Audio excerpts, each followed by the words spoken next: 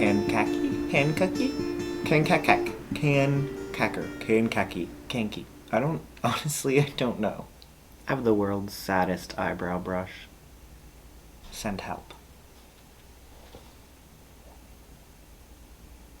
Hi, and welcome to another episode of Murder's a Drag with me, Aura Van Dank. This week, listing sources first, as in last episode, also as well as Chicago Sun-Times article by Matthew Hendrickson, NBC5 Chicago article by Kate Chappelle, Block Club Chicago article, very well written, very helpful, by a few contributors, Hannah Aloni, Kelly Bauer, Bob Chiarito, et al., and a Chicago Tribune article by Alice Yin.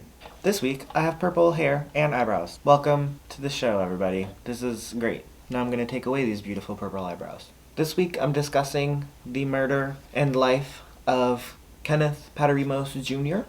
Kenny was a Chicago native with a very intense love for his city. He was very proud of where he came from, very proud of Chicago. Kenny was born February 8th, 1997 in Chicago.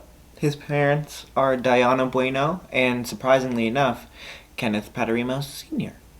Kenny's parents originally settled down in the area of Pilsen, Chicago, before they decided to move to a more suburban place called Hickory Hills. As life went on and things got complicated as they do, Kenny and his brother Anthony went to go live with their dad in Kankaki? Kanky. I don't know. Eventually the boys moved back in with their mom in the Austin area of Chicago, and in that apartment was when both of them began learning the bus and train routes and making friends in the neighborhood and really starting to cultivate that love for their city. Kenny has 4 siblings in total: Santiago or Julian Bueno, Cruzito Bueno, Anthony Paterimos, and Dina Paterimos. At a young age, Kenny and his brothers would go to work with their mother at a color image printing facility. So right next to that printing facility that Diana worked at was this little place called Richard's Bar. And they served food and there was music, so it was kid-friendly enough for them to meet up and have dinner and catch up with the family. One of their favorite things to do at the end of the day was to go to Richard's Bar and turn on the Bee Gees and have a little family dance party, which is super cute. I don't care what you say. Kenny was a very friendly and genuine person with a very kind disposition. His sly comment for everything and that quick wit is what made him so many friends over his lifetime. And though Kenny was very happy outwardly, he struggled on the inside with depression and some self-harm, and he had a semicolon tattoo to commemorate that his story was not yet over.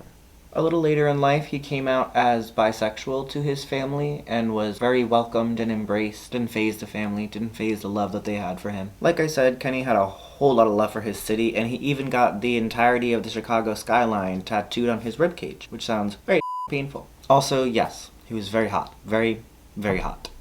He even did some modeling, but his passion actually laid with coffee. And not necessarily just coffee either, but the whole cafe experience. He wanted to be a Café Gay. Kenny worked at Fair Play Foods for a while, where he had the opportunity to sort of explore different blends of coffee and start cultivating his knowledge of coffee and that aspect of it, blends and what tastes good together. I honestly don't know what the different blends of coffee are. I think it all tastes like coffee. After that, he went on to work as a barista at a few different coffee places, including Starbucks. All of his coworkers distinctly remembered him writing down recipes that he had made on sticky notes and slapping them in his pockets, making them try different concoctions that he'd created, tell them what they thought, and like I said, he was a very friendly person. His mom said that he was just in love with the idea of owning his own cafe one day where he could experiment with his own blends of coffee and order his own beans. That was always his lifelong dream. Kenny had a really close relationship with all of his siblings. They all grew up very close and stayed very close later in life. His brothers remember always FaceTiming him when they were picking out outfits because he was very blunt if it did not look good or if he did not think that it fit what you wanted, and he would tell you straight up, don't get that. His brother Julian said Kenny had a huge love and passion for house music and was always dancing to house music, always exploring different venues in Chicago to find underground house music and just party to house music, find other people who liked it. It was one of his passions. On the night of February 21st this year, just shy of 2 weeks after his 23rd birthday, Kenny went out with his brother Julian to the bar. Not just any bar, but the family's favorite spot, Richard's Bar, where they pretty much grew up hanging out. Julian and Kenny got to the bar around 10:30 p.m. and they start drinking, kiki, kaka, bucking around, doing whatever. They're having a low-key, fun kind of night, and then they notice this drunken mess come through, and he's pushing people around, he's talking shit to people, just looking to start a fight in general. And when he pushes Kenny, Kenny pushes back, which he should have, because you can't just go around the bar pushing people because you're drunk. You should get your ass kicked for that, and you usually do.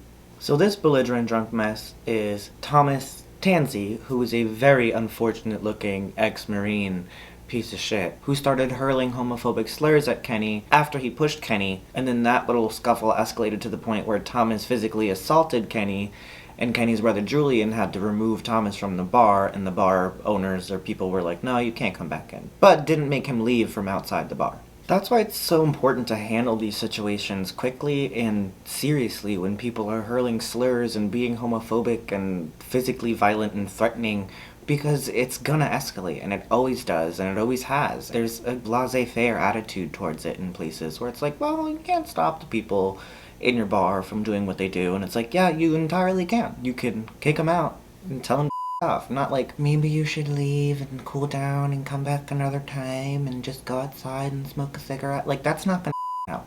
And it never does, and it never will. It's almost like people seem to be used to that behavior, and it's like less popular to be offended than it is to just blow it off. And it's like, no, be offended. You should be offended. You have every right to be offended. Julian and Kenny absolutely were offended, but continued to try to have a good night and not let that get to them. It is acceptable for Kenny to go outside and try to cool down and have a cigarette. They decided to leave, actually, and Kenny said that he was just going to go smoke and then they could head out. So Julian's inside, he pays the tab, and as he's going to leave, Kenny stumbles back through the door and then collapses to the floor in a pool of blood. Julian held his brother in his arms while he died, before he looked out the door and saw a man walking away at an aggressive pace with a knife in his hand. The staff at the bar is being very unhelpful. They're just kind of acting like this is inconveniencing them. So Julian has to leave his brother there and run out and tackle the attacker by himself, and showed an immense amount of self-control by only giving him one good, real slugger to the face. Julian is a professional fighter. Yes, he's also very hot. Like I said, it takes a lot of restraint. I very much commend him for that. In celebration, here's some fun footage of that fat struggling on the ground after Julian laid him out. Fun. So the ambulance arrives and rushes Kenny to Stroger Hospital, where he's pronounced dead. That was less than an hour after initially being attacked. He'd been slashed 8 times total, once in the ear, 3 times in the back of the head, twice in the back of his right arm, once in the collarbone, and once in the chest. The cut in the collarbone essentially slashed his throat. This was a truly brutal and hate-fueled attack. When police arrived, it was pretty easy to take Kevin into custody because his ass was pretty much knocked out by Julian. And they brought him into the station where he claimed it was somehow self-defense, and they released him. So remember, if you're caught walking away from the scene with a bloody knife, you've just murdered somebody, but you just claim that it's self-defense, they have to release you until they investigate that. That's bullshit.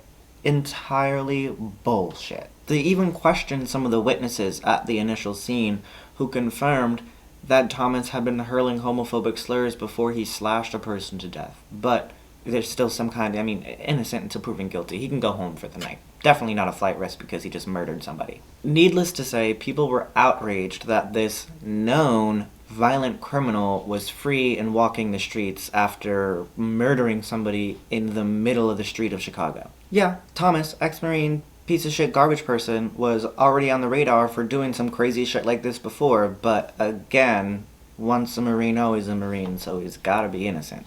Thomas had actually attacked somebody in December of 2016 in the past and attempted to blame that on PTSD, that I don't doubt is a very common thing, but he definitely didn't have it, and I'll get to that. So 2016, Thomas is driving in his little dickmobile, booping down the road up to some douchebaggery. For some reason, ends up in this road rage incident where he follows somebody all the way to their neighborhood, and when they get out of the car, he attempts to start pistol whipping them, but is a complete idiot and falls to the ground, brings the other guy with him. Great Marine here, is disarmed within like 5 seconds of being on the ground, and the guy basically threatens him there with the gun until the police arrive. Police arrive, starts claiming that, oh, PTSD, I dealt with a whole lot of traffic in Afghanistan, and when there's traffic, I'm triggered. He ends up having to serve 18 months of probation, teeny tiny little slap on the wrist for coming out of his car with a gun. You're not allowed to do that. Ever. And then he's also arrested in December of 2019 for driving under the influence. Really stand-up guy. Really a pillar of the community. Another just little teeny tiny sleepy slaps on the wrist. That's it. To top off the cake on this guy clicks off every red flag, but we're gonna ignore it because good work must count for something. He was known to harass and chase college students while impersonating Chicago police officer and just harass them for different things. He actually harassed this one guy, little footage here, for not picking up dog poop that didn't even belong to the dog that the guy was walking. And he's just insane. You can even see it in his face that he's insane. It's pitiful. Quite pitiful. The dismissal is insane. However, on February 27th, after being released from prison for the first time, a no bail warrant is issued for the arrest of Thomas, no doubt only due to the pressure being put on them on social media, not even so much in the media because this is right when the coronavirus outbreak started, so there wasn't a whole lot of airtime for this case. A police spokesperson claims that the only reason he was released is because it was an ongoing investigation, but I've never heard of a murderer being caught with a murder weapon and then being released because of self-defense. I mean, I guess yes, but not in this case with the witnesses who saw that it's a hate crime. And luckily, on Wednesday, February 28th, Thomas turns himself in, still looking quite pitiful. The story that was painted by law enforcement is garbage and offensive and disgusting, to be honest, because this is just completely unfounded, no truth to it. It's insane.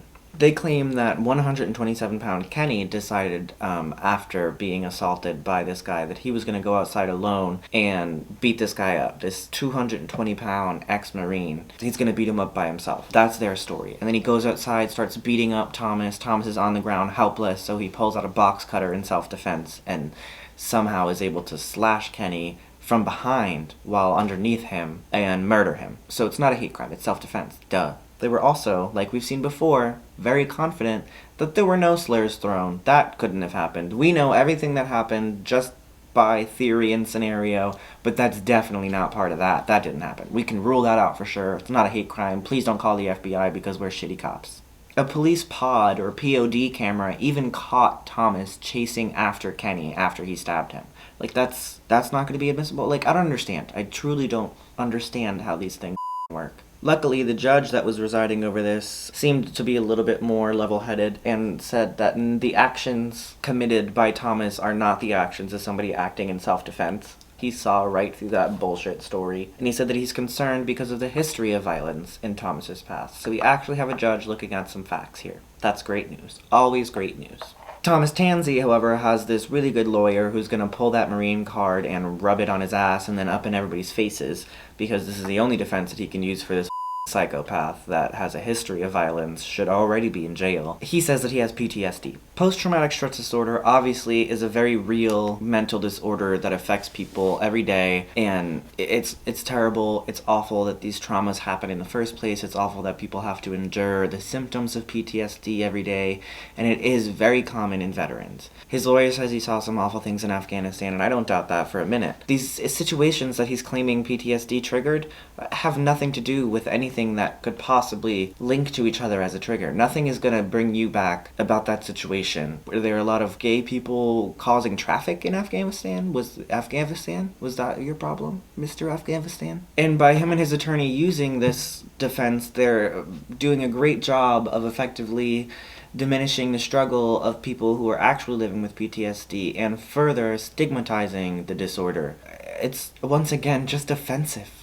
And this judge, Charles Beach, is not having any of Thomas's shit, and he said, "What most bothers me regarding this is the location of the stab wounds, those stab wounds all being to the back." Hit the nail right on the head with that one. Judge Beach also brought up the past charges, like I said, and expressed that he was very concerned that this man wasn't already put away. The family is suing Richard's Bar as well for criminal negligence leading to their son's murder because they didn't do anything to kick this person out. And yes, you're responsible for keeping your patrons safe at your bar. That is 100% your responsibility. I don't know when it became, oh, well, people do what they do. No, this is your bar. Tell them to leave. You can absolutely do that.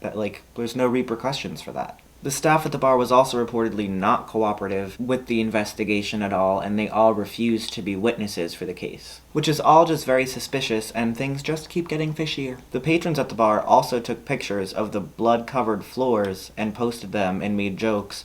One said, "A little murder never stopped us. Glad they cleaned it up before they came here. So-and-so isn't a suspect anymore." It's disgusting that you can sit in that bar at all, let alone take pictures and start making jokes. Wow. Kenny's family organized a Justice for Kenny vigil and protest outside Richard's Bar to protest the fact that the bar was not helping in the investigation and was negligent to the point leading up to Kenny's murder. The news of the protest was on social media and definitely knowledge of the bar, yet they chose to remain open and serve patrons while the group of 100+ family members and friends mourned the death of Kenny Paterimos. Then, to make it worse, while Kenny's mother was speaking about her grief, somebody inside the bar decided to flip off the cameras in the crowd outside.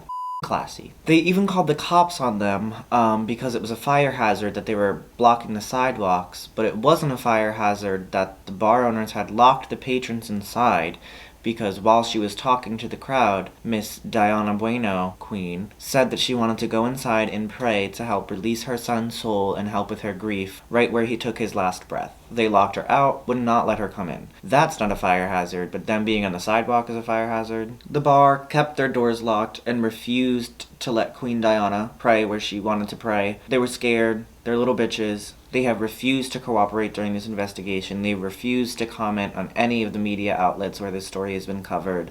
They know that they're guilty, and they know they don't have a chance. Richard's Bar sucks. I hope lightning strikes it and it explodes. Truly, honestly, the worst. Very disrespectful. 10 out of 10, would not recommend.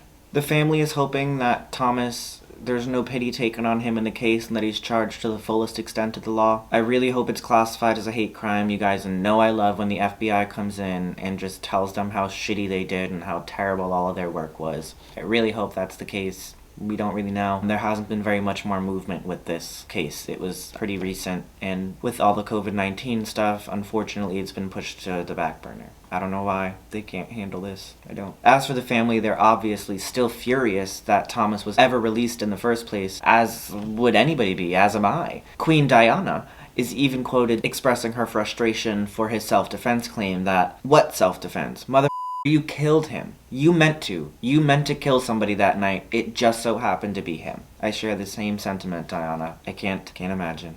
Kenny had such a huge heart and a huge circle of friends and family, a really great support system, and a very bright and exuberant personality. He's a shining example of why it's really important to say the murderers, let's talk about the life of the victim. That's never gonna get to be talked about in the news, in the media.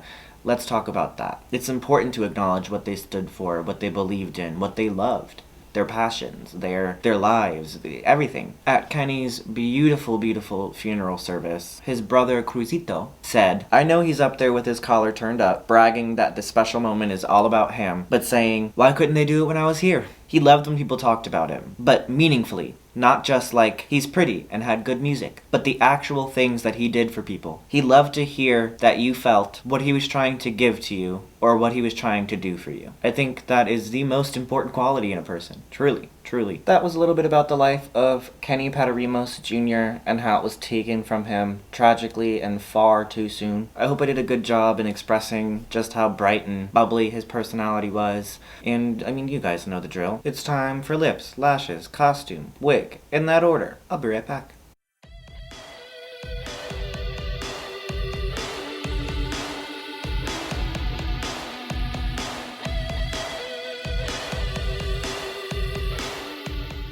And this is the finished look for this week's video. Yeah, I hope you guys enjoy this. This costume is by the House of Man. This hair is by Amazon. And this mug is by me, bitch. I hope you guys enjoyed this week's episode. I'm gonna keep making episodes, you know? This show is gonna continue to happen. Yeah, hair flap. A fun story, the Republicans came to my house looking for me. They wanted me to vote for North Carolina Senator or something, Thom Tillis. I don't know why the fuck they came to my house. I'm a registered Democrat. I'm not sure what they're trying to sell me on, but that's not the fantasy. For me, I was shook that they came here. My parents actually would not let me answer the door for myself. So that was probably a smart move on their part. I definitely would have harassed the poor woman. Don't come to my gay household with your Republican bullshit. I don't want it. I'm not about it. I wanted to do a purple look this week because I have purple hair now, in case you didn't know. I love the color lavender. It's so pretty. I love the flavor of lavender. I love the scent of lavender. I am a lavender bitch. All the freaking way. I feel really pretty. I like my shoulders. They're really cushy poofy. Cushy poof poof. Alright, I'll see you guys next Wednesday.